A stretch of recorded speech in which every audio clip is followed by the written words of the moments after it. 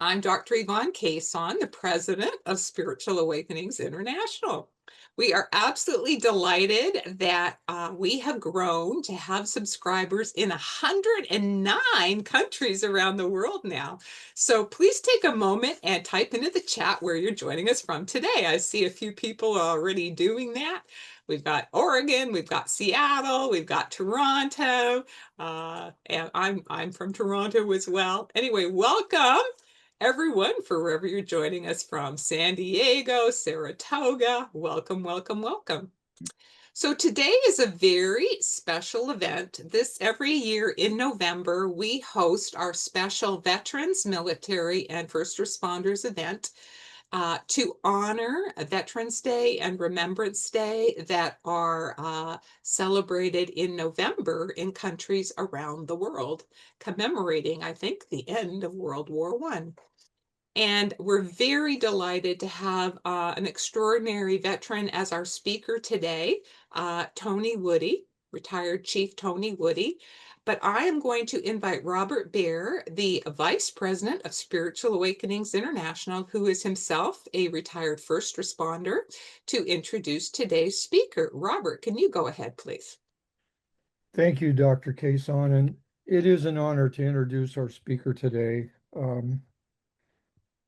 And that's U.S. Navy Chief Petty Officer, retired Tony Woody. Just a little bit on his background. He retired from the U.S. Navy in 1997 after 22 years of honorable service. Chief Woody was the senior evaluator, instructor, and flight engineer and model manager for the U.S. Navy's EP-3 surveillance and reconnaissance spy plane aircraft fleet and held a TS SCI clearance at the time. Chief Woody is currently fully retired, but we'd like to welcome him and look forward to hearing him talk about his out-of-body and spiritually transformative experiences. Chief Woody, I'm going to turn it over to you. How you doing?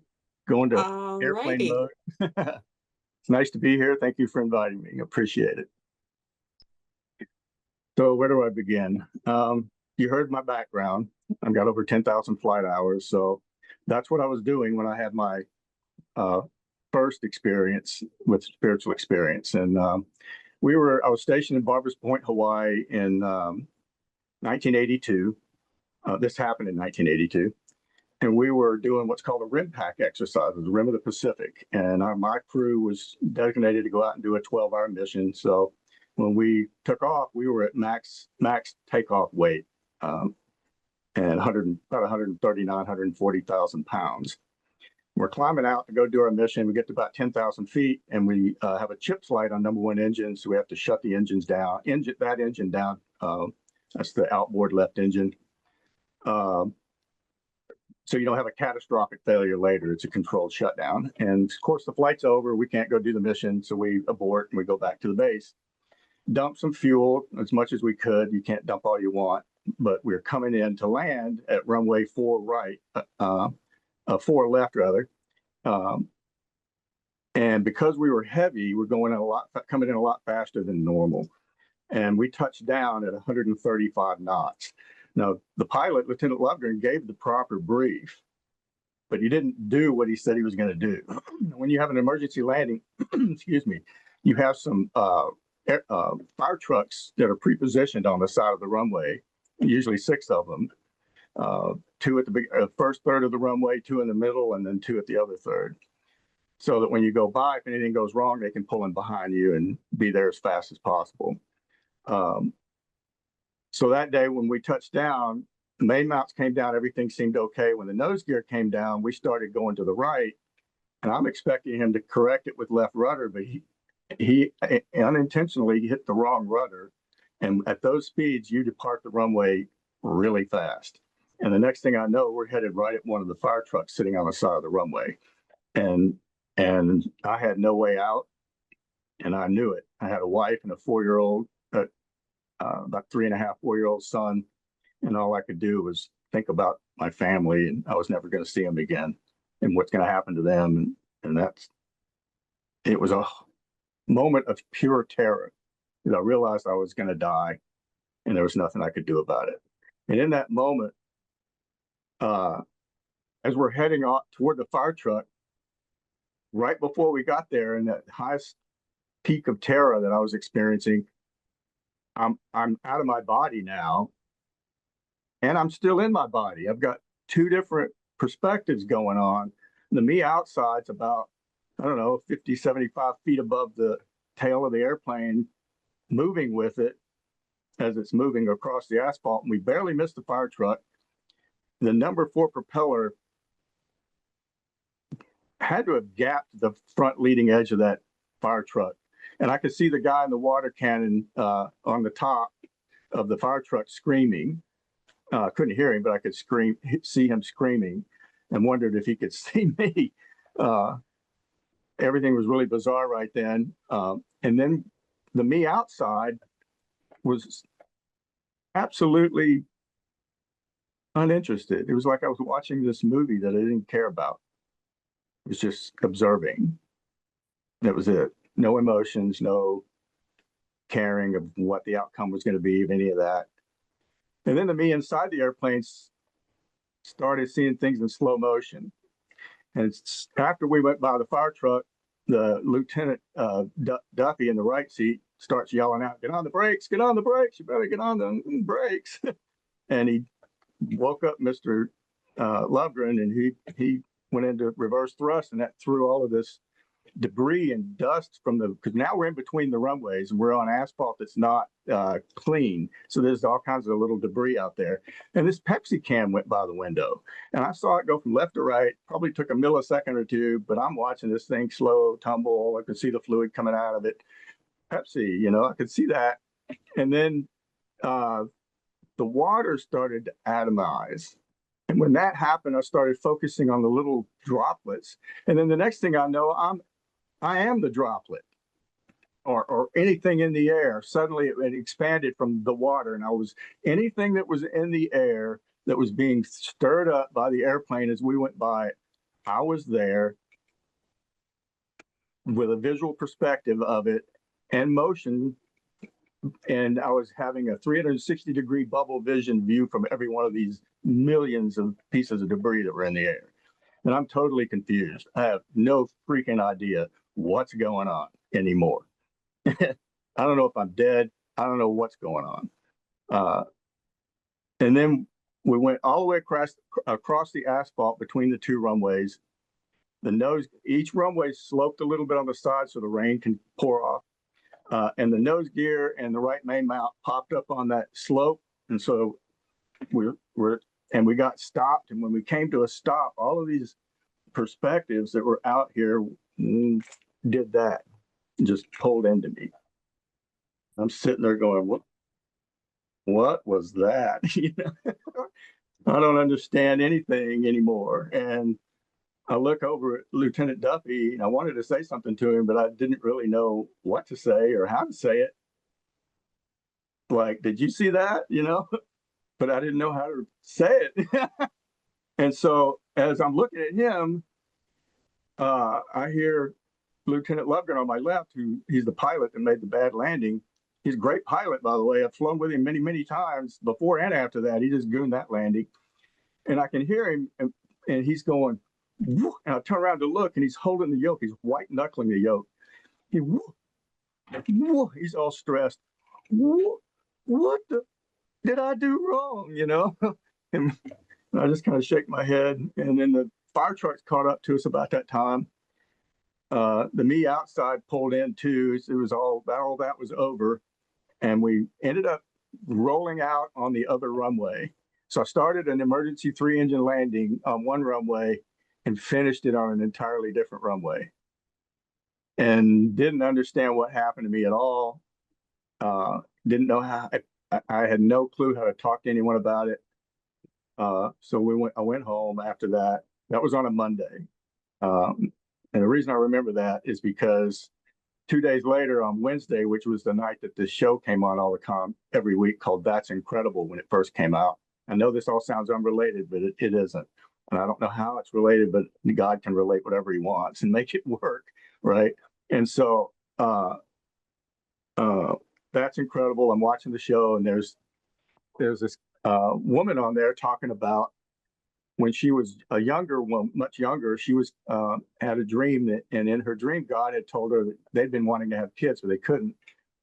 That they were going to adopt, and so that she would be offered one of 3 children for adoption, and she is to take the baby boy that was blind, and that happened exactly like she was told, and she did that, and it turns out he was not only blind, he was very mentally disabled. Extremely mentally disabled, hardly could say anything. And he was basically having to be taken care of the rest of his life. And that's what she did. And now he's in his 20s, probably early to mid 20s.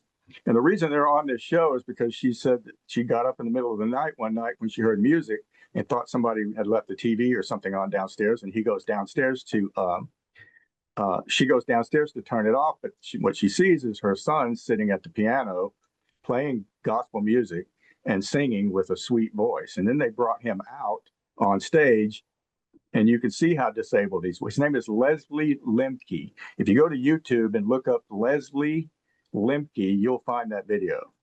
And so he was playing and singing, and I had this, his voice was beautiful, and it just struck me in my heart. It just hit my soul. And so that night I went to bed, and I was just grateful. Just said a simple prayer of genuine gratitude, 10-second prayer. Didn't even say it out loud. It was just in my head, telling God I was grateful for seeing my first miracle. And I didn't know everything's a miracle yet. I was only 24 years old.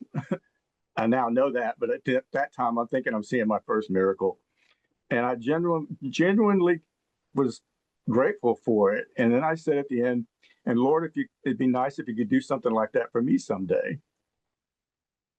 Careful what you ask for, because you just might get it. And I went to sleep pretty fast, and sometime in the middle of the night, like 3:30 in the morning, we called it dark 30 in the Navy. All of a sudden, I didn't go through a tunnel or physically die or anything. It was an instantaneous shift in the location of my consciousness. And next thing I know, I see myself in this black void, witnessing the lotus flower, sacred fire, light, and love pouring, unfolding. I've seen the most beautiful thing in existence, and it's spreading sparks of light all over in all directions. And I experienced infinite love. Excuse me. I experienced infinite power that was perfectly and effortlessly balanced, and I knew it wasn't me doing it. It was infinite wisdom and intelligence, they're one and the same, because you can't have one without the other, and infinite unconditional love.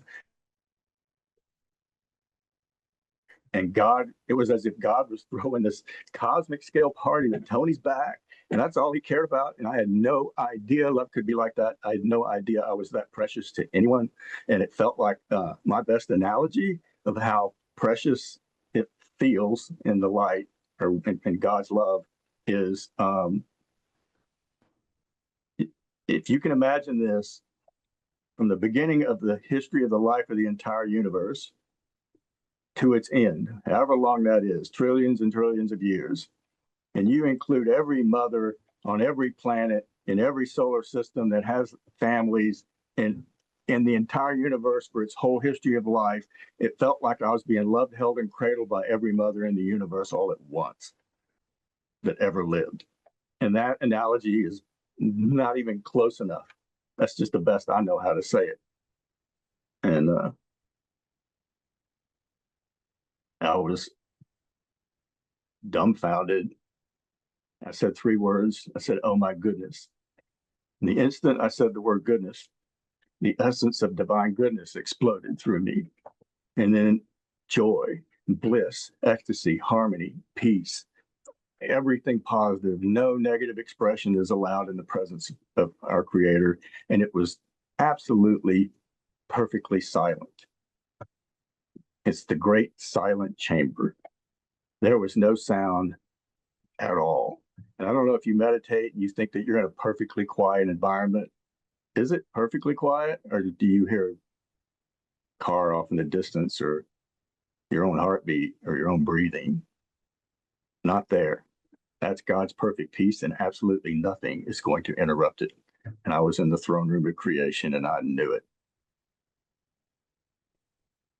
And all I wanted to do was go deeper in the light. That's all you care about. I didn't think about my family, none of that. It's not even you're capable of thinking of anything else. And I wanted to go to the light. And so the next thing I see are some hands like sticking out in front of me, like off to the side, like somebody's got their arms raised up. And I didn't care, wasn't interested in that. I was focused on the light. I wanted to be in the light. I wanted to stay there forever. I wanted to go home. I was home, and I knew it. I knew I was home. That was the other thing. There's no way that's not home. You know it immediately. And where was I? Still overwhelms me with that was, wow, 44 years ago. You can still do that.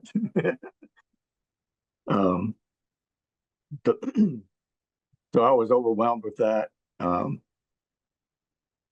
then when I saw the hands, I didn't care.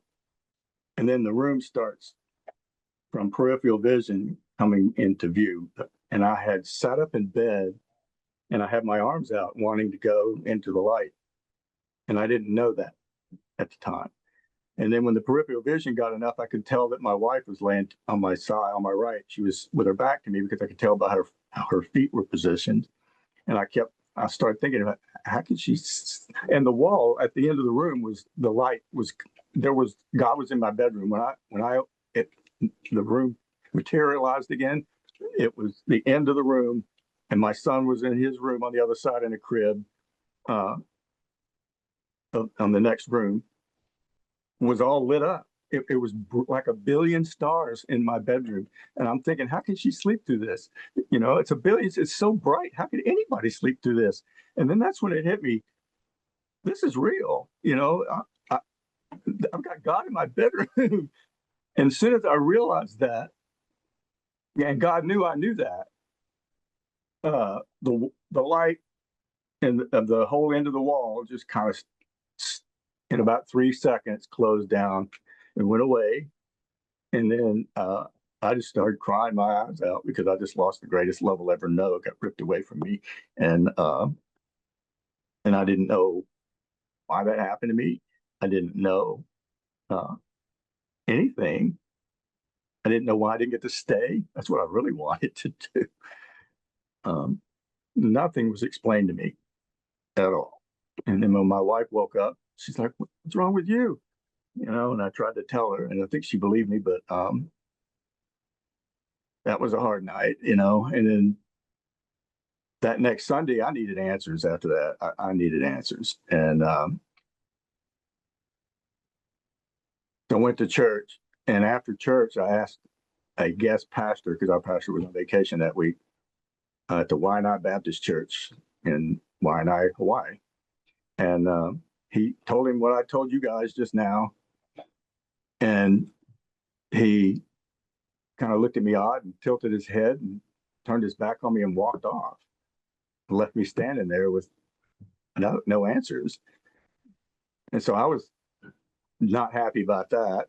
And then the next week, I went to a different church, and I tried to bring it up in front of the congregation. There was this moment where the pastor says, "Anybody have any concerns?" Right? So I had a concern, all right. And I'm trying to say something about it, and my wife grabs my arm and is pulling me down, and she won't let me. And I'm pulled away from her, and the whole church saw this. I said, "Let go of me." The whole church heard it. And then I asked the pastor, I told him a little bit of what happened. I said, what was, what was that? And he gave me some answer. I knew he didn't know the answer because I was there. So I knew what I experienced, and he didn't know how to answer it. And so then I left the building after church, and a lieutenant commander from another squadron came up to me who knew that I was an aviator. And we'd seen each other before. It was a hangar spaces, and he told me it's probably not a good idea to keep talking about that because the Navy would probably strip me from my security clearance and might even kick me out of the Navy, and definitely won't let me fly anymore. And so that's when I clammed up. And there's your moral injury right there. And decades later, I was asked by someone who found my story online if I would write it up, and it got included in a Johns Hopkins University article from March of 2020 article called Healthcare After a Near-Death Experience. So for any veterans out there that have had maybe combat experiences, and you had some sort of spiritual experience in the middle of all of that, you can get some answers in that article. If you just Google the words healthcare after a near-death experience, you'll find it. And it has my story in it. There's a NASA scientist story in there. There's a neurosurgeon who was a staunch atheist before he had his experience. Not anymore. And I highly recommend you go down that and share it. But there's also a teaching guide in there for frontline providers. And the whole purpose of the article is to get feedback from frontline providers. Say, hey, read these 18 stories, see where when they went looking for help, they got a moral injury and tacked on top of everything else they were going through instead. And how would you prevent that? And so they are getting that data, compiling it, and they're going to create a medical school curriculum at Johns Hopkins on how to properly handle near-death experience patients, and a protocol that's going to go out to all frontline providers in the world. So that's what my experience ultimately turned into. But I've spent decades trying to understand it. I've been seeking ever since. And I've got some pretty good answers now. So I'm comfortable with where I'm at and how much I've grown and how I see things much differently in the world. Everything's a love lesson. That's what we're here for. We're here for our love lessons, both to be a part of someone else's love lessons and to get our own. And it's really that simple. So that's why we should love each other. That love on the other side was so unconditional, I can't even begin to tell you. And the love is forever. When we create love, it never dies, ever. Do you have any questions? Would you like to show your slides? Oh yeah, I forgot about that. Sure, bring up the first one so I can tell you some about the background a little bit.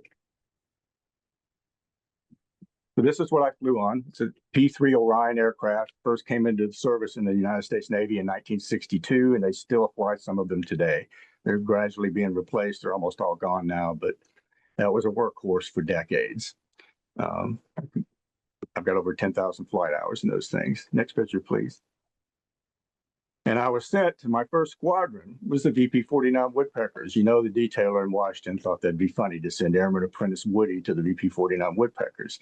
I thought that was going to be a really difficult time for me, but it ended up being exactly why I became a flight engineer. And when my executive officer challenged me about my last name and I should be stenciling it correctly on my uniform, he didn't know I was in the squadron yet. And then I asked him what's it like to fly in them, and he said, "Come with me and I'll show you." And he put me in the flight engineer seat that day. 2 hours before, I was selling hot dogs in the squadron snack bar. The next thing I know, I'm pushing power levers in a 70-ton airplane. All because of my last name, and that's how it started. Once he found out who I was, he loved it. Next picture, please. So when we flew missions, we had to fly 200 feet all day long. We had these sonar buoys that we put in the water that are listening devices. I think that's the next picture, maybe. Try that one and see what we get. And I have to go back. Nope, go back. So we would put these buoys in the water, and we had to know right where we put them, and that's why we had to fly so low all day long to be able to pick up a clear signal as well, because it's a battery-operated signal, so it's not real strong. If you go too high, you won't be able to pick it up. So all day long we'd do that.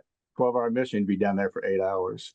And the next picture is an example of what my job looked like. I sat in the center seat. That's at 200 feet in about a 35, 40 degree right turn. Everything on the overhead panel was my responsibility. The emergency shutdown handles right in front of me, all the engine instruments and the fuel management panel on the pedestal below were my job, and all the annunciator lights. And on takeoff, I pushed the power levers forward for takeoff. Next, please. There's the sonar buoys I was telling you about that we put out of the plane, and listening devices. We carry whole buoy load with us every time we went flying. Well, for submarine hunting anyway. Next, please. And when we came home off of deployment, we had all 9 airplanes in formation flight. This is coming home from Sigonella, Sicily in 1980. And we flew from Sigonella to Spain, spent the night, and then flew all the way to Jacksonville the next day, and we flew in formation flight. Next picture. And sometimes we flew all tight, real tight formation flying to practice that, and that's how close we flew. All 9 airplanes are that tight together right there. Next, please. And that's right before we got home, and we're peeling off to go land in front of the families. And so we flew over the hangar, right over the families' heads in formation flight, real tucked in tight. And then we came in and landed and lined our planes up in front of the hangar. The skipper gave the signal over the radio, and we shut all 36 engines off at the same time. We're home. So that's kind of what my life was like in the military and the career path that I took. And I did that my whole career. All kinds of different things. That's the EP3, yeah, the spy plane version. See how it looks different underneath. You don't have a Bombay door. You've got a big look radar, and you got a whole lot more antennas and stuff hanging off of it. And the difference between the planes, instead of 2 flight engineers and 3 pilots, you take 1 flight engineer and 3 pilots. A P3 for tracking submarines only had 12 crew members, and EP3 had 29 crew members. And I've been on 2 flights in my career where we, while stationed in that squadron, where we contacted the White House directly. We can do that from the flight station. Next picture. And that was our squadron patch, Fleet Air Reconnaissance Squadron 2. There's always Fleet Air Reconnaissance Squadron 1. And the next picture, please. And that's the one that's on my chest right there. And God, we trust all others we monitor. Naval Intelligence patch, all-seeing eye, and headphones. So we see and hear everything, just like God does. Not really, but but that's what I did. I had a great ride. Wish they'd let me do it all over again, except for running off the runway. I don't recommend that for anybody. So your questions? Any questions? I'd like to open this up to a question and answer period. If those of you that have questions would like to put them in the chat, I'll be glad to read them for Tony. But I've got a couple. Okay. And you said 44 years, so I calculated about how many extra days of life you've had. It's around 16,060. I know you're keeping count, but I keep count of mine all the time. Never thought about it that way. That's fun. No, I just thought you'd like to know. Yeah. But since your experience in Hawaii, yeah, I think it was 1982, you said. Mm-hmm. Have you acquired any extra sensory abilities? If so, what are they? And when did that begin to happen? It really started when about, I don't know, 7, 8 years ago, something. I can't remember exactly when now, when I started studying some books from the St. Germain Foundation and reading and learning how to do decrees where you call in the light. And it states in the book, in the very beginnings of these books, it says, if you practice these principles in time, they will prove themselves to you. That's exactly what they did. And I tell you what, I'm going to read something on my phone to give you a perfect example. This happened to me and my massage therapist and her unborn baby. The last time I got a massage from her. And we were, I was laying on my back. She was working on my right hip and thigh. And I was excited because I was telling her about those books that I just told you about. And what the books, it perfectly described, and I've been seeking for decades, it perfectly described exactly what the light was when I saw it. And it called it, and I'm telling her this, and I'm on my back, and she's working on my hip and thigh. I have my head up off the table, and our heads or faces are maybe 2.5 feet apart. So I've got my head up, raised up, because I'm excited to tell her these things. And I said it called it to liquid, molten, golden, white, living light. The instant I finished saying the word light, divine peace exploded through every subatomic particle in my body, and it stayed on max power for about 5 or 6 seconds. And all I could do is drop my head on the table and tears profusely pour out of my head. And it went on, it felt like forever.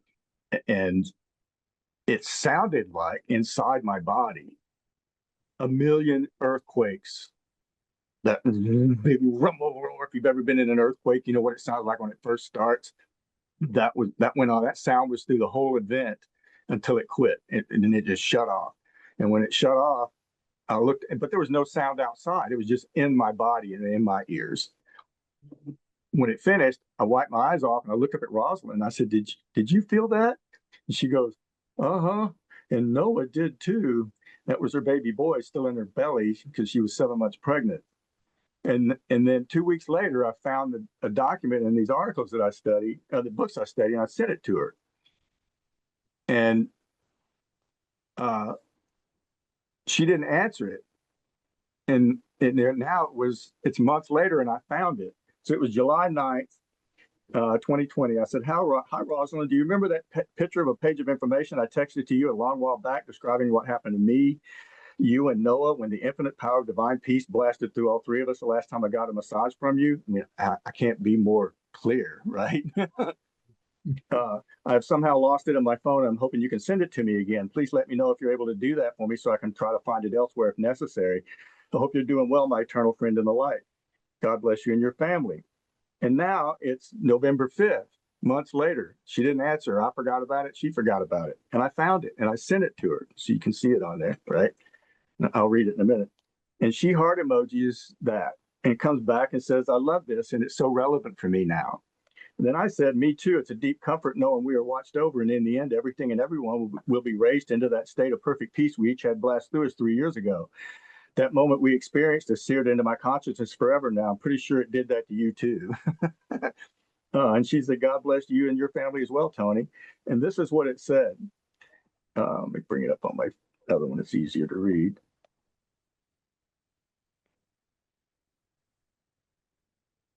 "When we come to charge you with more of the power and victory of the sacred fire. Therefore, you will be enfolded in more of the sacred fire from our octave," meaning frequency of existence, right? Consciousness. "At the same time, your own mighty I am presence will expand more of the sacred fire through you to bring you permanent illumination, inner and outer." When I say inner and outer, I mean not only your mental and feeling world, but the actual flesh structure of your bodies and the atmosphere about you. These things have to be accomplished gradually because in your present vibratory action of the outer world, you could not stand the sudden charge of the power of the sacred fire that is around our ascended master bodies.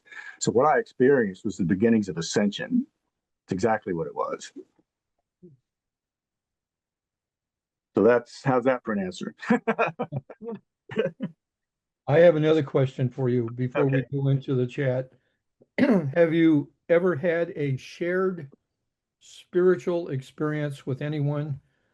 And if you did, what Well, happened? I think I just explained that. That's what I thought you were gonna. Yeah. So it kind of led into that from the first question. So yeah, it's absolutely. And I've had other things happen, deja vu moments that I know something changed. I may not always understand what it is, but it piques my spiritual antenna.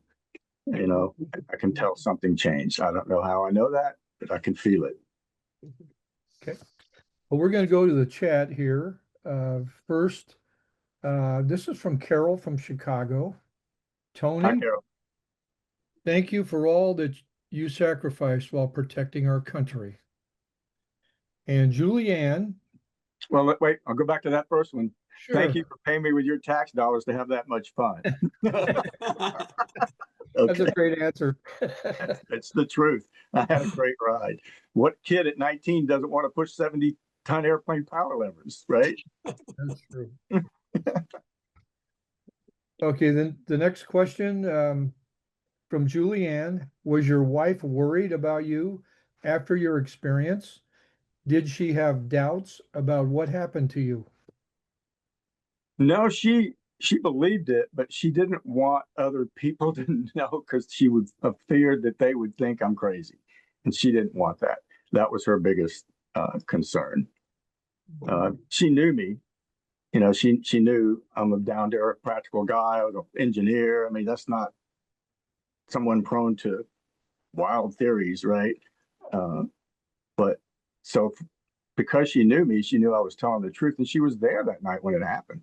She saw how I reacted when she woke up, what was going on in my emotions, and I mean, she was genuinely scared for me at the time, you know. But yeah, that's just kind of how we handled it. I don't know. Sure. Get through it the best you can when it's fresh like that. I had no clue anything like that could even happen to people. So I had no help with what happened. Got another question from Tim. Tony, thank you for your service and sharing. Did this experience remove your fear of death? Absolutely. Yes, sir. That's part of why I was smiling while I was doing those defense air combat maneuver training, and I'm pointing straight down at the ground doing a reverse Immelman, pulling 3 Gs, and I've got this 5 mile wide grin on my face. I said, "This is where God wants me. I'm going to enjoy it," and that's how I roll. And the next one is from Dr. Kason, Yvonne. And this one's going to open up a little. This is Open one what? that I would ask. Have you ever seen a UFO? Yes, I have. I saw one in the Azores, not while I was in the air, though. I was on the ground, and we were on our way to that deployment in Sicily in 1980. We were on our way to start that deployment, and we spent the night in the Azores, and it was just minimum crew rest. Nobody go to the club and have drinks. All right, just this in and out and go. And when we landed, we had a hydraulic leak in the empennage tail section. So me and one other person, Tommy, had a kid named Tommy Breland. We had to stay behind and fix it. So everybody else went up to the barracks and checked in. It's kind of late. So by the time we got done and checked in the barracks, the no chow hall is open. So we had to go to the base club to get something to eat. To do that, you had to walk up over a hill from the barracks. And that hill is the peak high spot where the air traffic control tower is. It looks down on the whole airfield and runway and everything. You know, I think it's a 14,000 foot runway, if I remember. And but behind us, it's pitch black because it's all ocean. There's no light pollution out there, right? And that evening, there was no moon, and it was a crystal clear, beautiful summer night. And you could see the entire Milky Way just perfectly.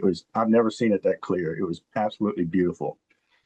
So Tommy and I are walking up past the air traffic control tower to go to the club, and he grabs my arm and stops me, and he points out over the ocean in that dark area, and he sees something out there. He says, "Hey, what's that?" And I look out, and I'm like, "I don't know," because it was this orangish, glowing, yellowish something out there. It was a light, it was a couple of miles out, so couldn't see the whole thing, but it was pretty good size. But it wasn't an airplane, it wasn't making any noise, and it wasn't moving. It was just sitting there. And I said, "I don't know." About the time I said that, it brightened up like plasma white and took off so fast to my left that it made a streak. By the time I turned my head to look and see where it went, it had stopped like 20 miles out on the horizon and dimmed back down to what it was like before. Of course, a lot of Navy language came out between Tommy and I about that time. and then while we're freaking out, it brightened up again and took straight at us. And I'm thinking it went to the other horizon. I'll whip around to go see if it's out at the other end of the opposite horizon. And Tommy shakes my arm and said, "Woody, look up." And I look up, and this thing's like maybe 1,000 feet above us. It's about 130 to 150 foot lenticular round crack with real fat edges and a big fat hump on top. And it was just dead still, not making any noise. And the skin, all of the light on the skin was sliding around. It was like camouflage, changing shapes, sections of camouflage that were different colors, and the colors would grow and shrink and morph and slide. It was just sliding all over it. No sound whatsoever. And then it brightened up and took off and shot off into the Milky Way, and I lost sight of it in 5 or 6 seconds. And back then, when I had my flight physical, I had 20/10 vision, which means what someone could see at 1,000 feet perfectly, I could see just as clearly at 2,000 feet. So for me to lose that into deep space, and that's where it went back in 1980, that's not one of ours. Just not one of ours.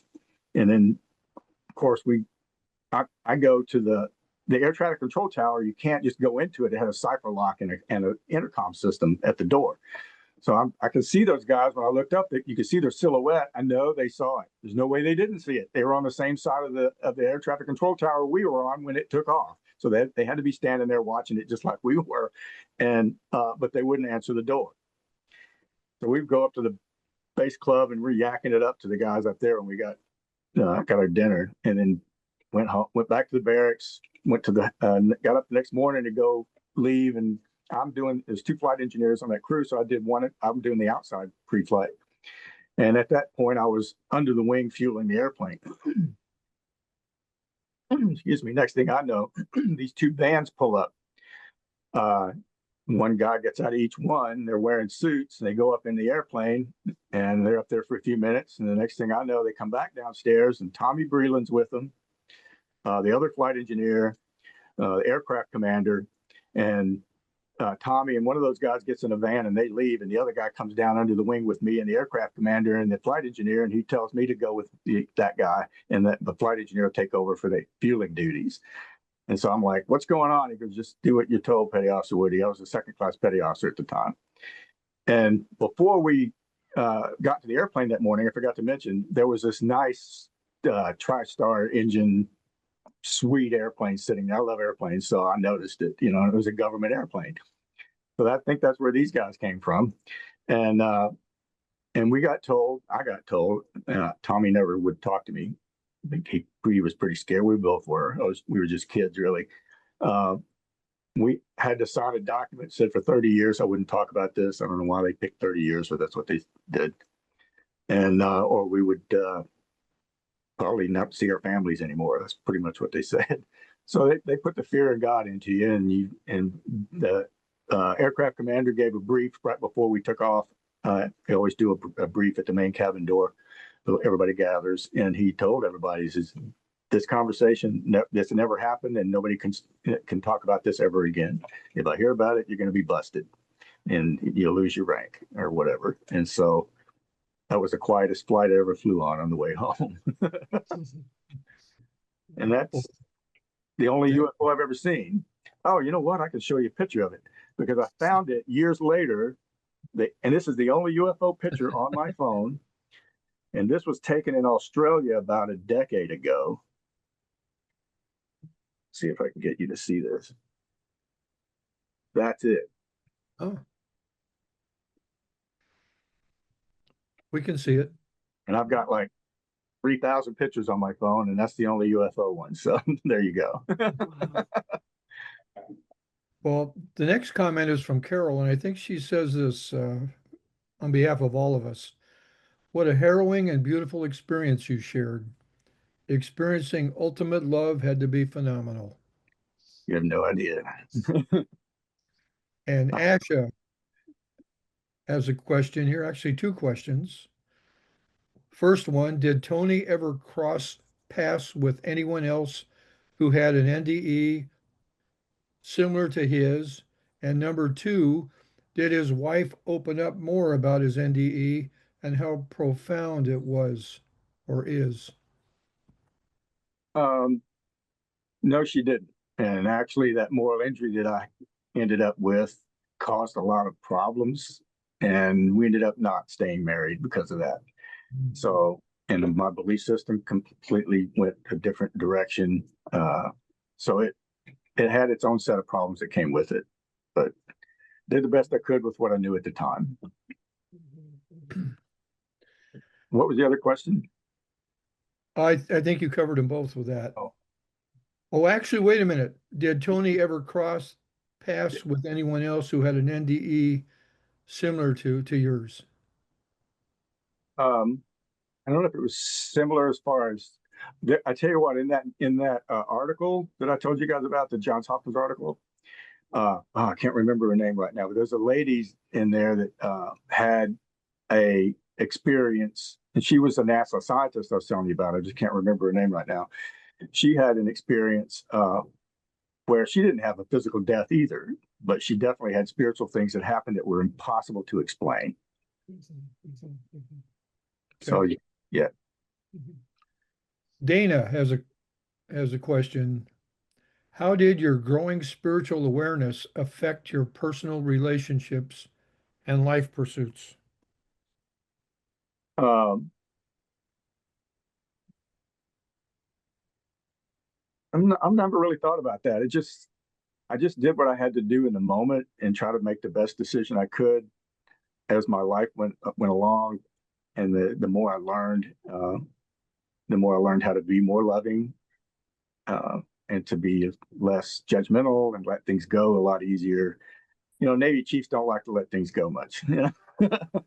You know, we're trained to be leaders and all of that. So you're always trying to fix things, but that's not always necessary.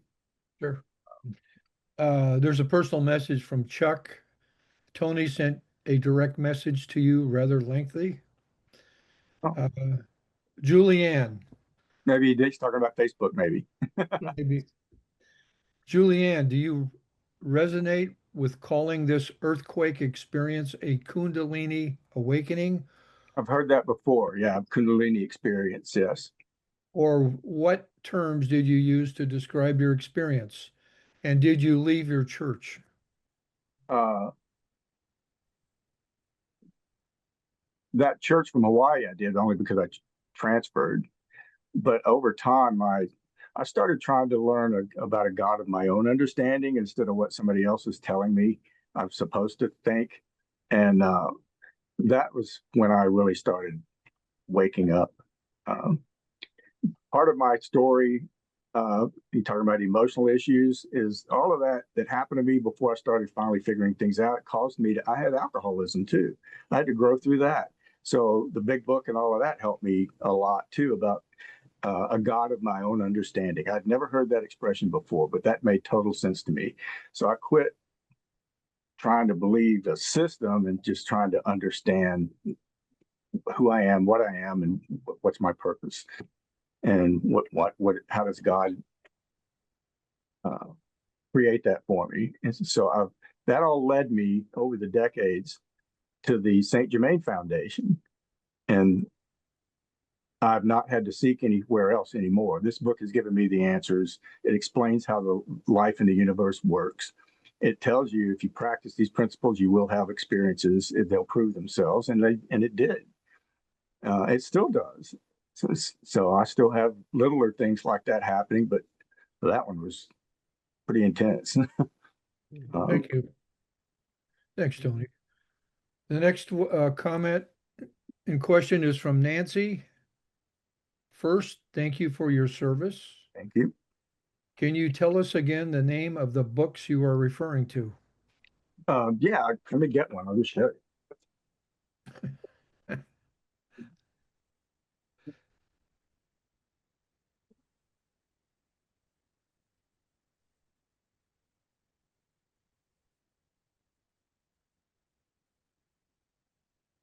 Can you read that, or is it backwards?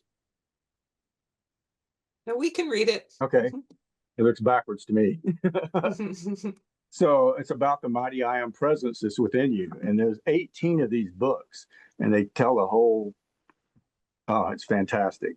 And there's all of these decree booklets too. I'll get one to show you. These are the things I use every day. I say a whole bunch of decrees. Here's an example of one of them. It's the I am cosmic light decree, and you can call in, let me get my glasses on. Just kind of give you an example. You just pick one at random.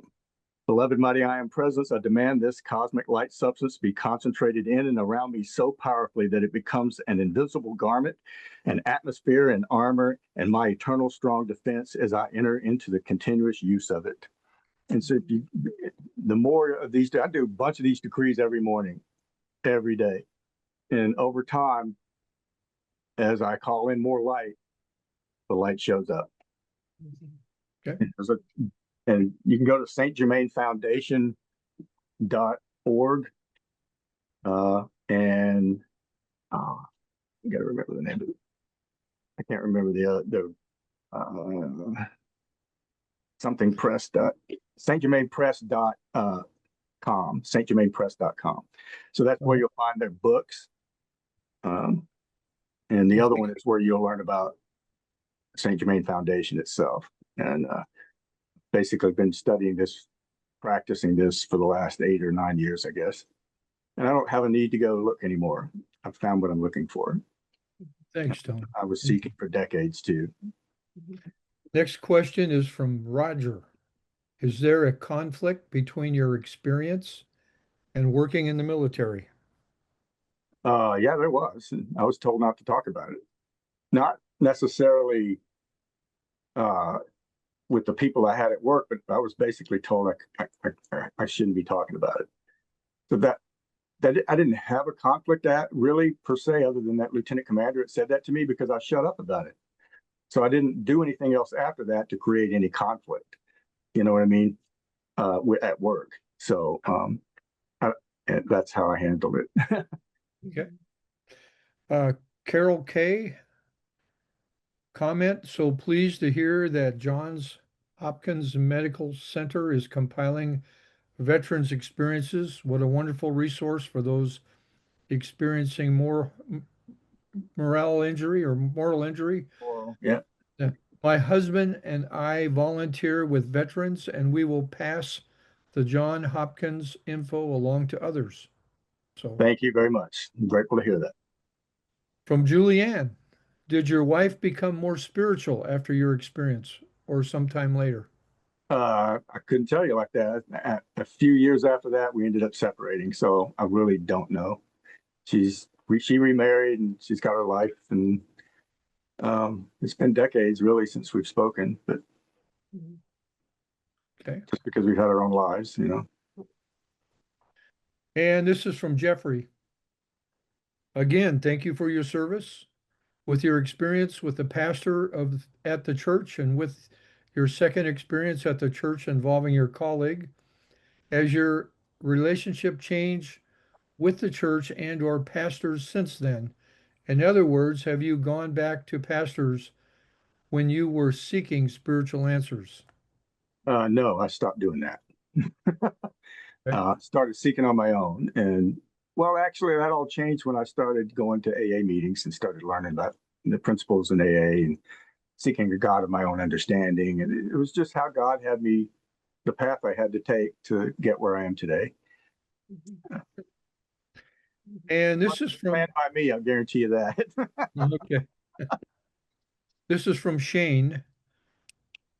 I am a veteran also, and Shane, thank you for your service. Yes. And had a spiritual experience after I left the military.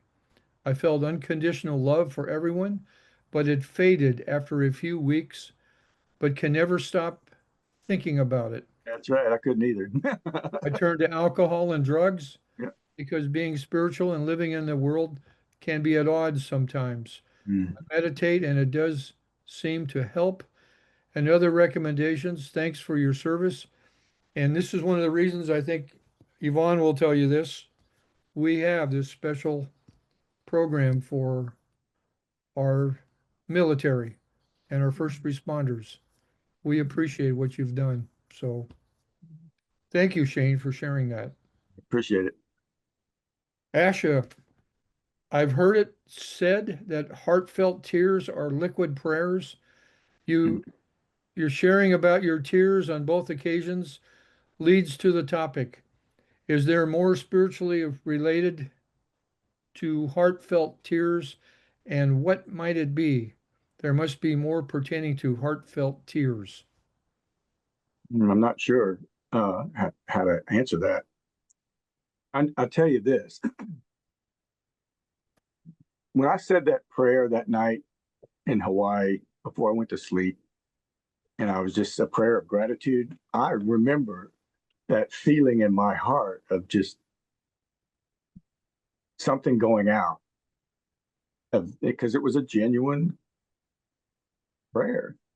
And that I think is what you're talking about, is having enough spiritual growth that you can actually sense when you send out light. And that's what I did, not realizing it at the time, but that's what I did. And the light answered back. So I think that's the best I know how to answer that. Okay, we got two more questions. This will be it after these two. Hold on. This is from Yvonne. Dr. Kason, what was it like for you being in the military and having to keep your STE in the closet?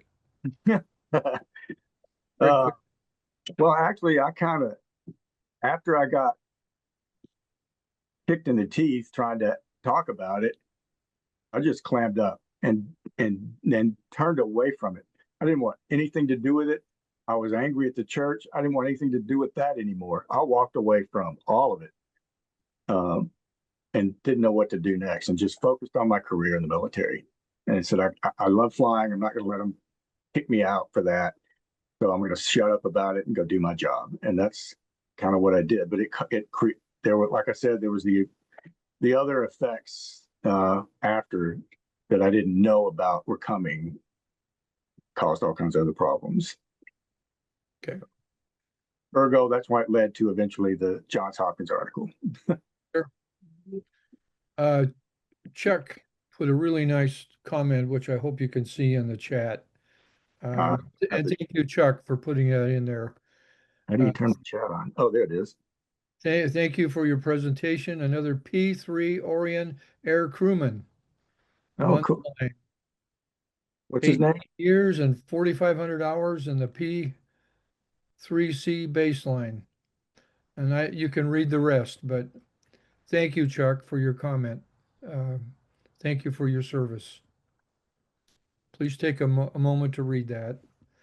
And I'll get to the last question. Okay. From Christy. What did you find was most helpful to help you cope with and integrate both of your experiences after they occurred? You mean immediately after? Is that what she's saying? Say that question again. Say it again for me. What did you find was most helpful to help you cope with and integrate both of your experiences after they occurred? And she just put another comment, short term and long term. Short term, I didn't. I just stuffed it. Long term, I started seeking answers and chose not to drown in a bottle and go actually learn about who and what I truly am. And it just took time. Things just unfolded little by little. And then things took off when I learned about the St. Germain. This lady contacted me, and that's when I've had a much faster growth. And that's why I had that experience with Rosalind and the other things that happened. So it's just it's a window of time over growth over time. It's not anything I did at any particular time. It just kind of all grew into where I am today. Some of it was planned, some of it wasn't. I'm sure God planned it all, but well, Excuse me. I would like to thank you, Tony, for your great presentation today. You hit it out of the park. Thanks. Um, for all of you that spent Saturday afternoon with us, thank you. Those of you that served in the military, thank you also. And I'm going to turn this back over to Dr. Yvonne Cason. Yvonne, back to you. All right. Thank you, Robert. And thank you, Tony Woody, for an absolutely profound presentation. And thank you for your service. I'm really delighted and proud that we were able to hear your story today at our special Veterans Military and First Responders event. Thank you, Tony. Appreciate you asking me. Thank you. God bless. God bless.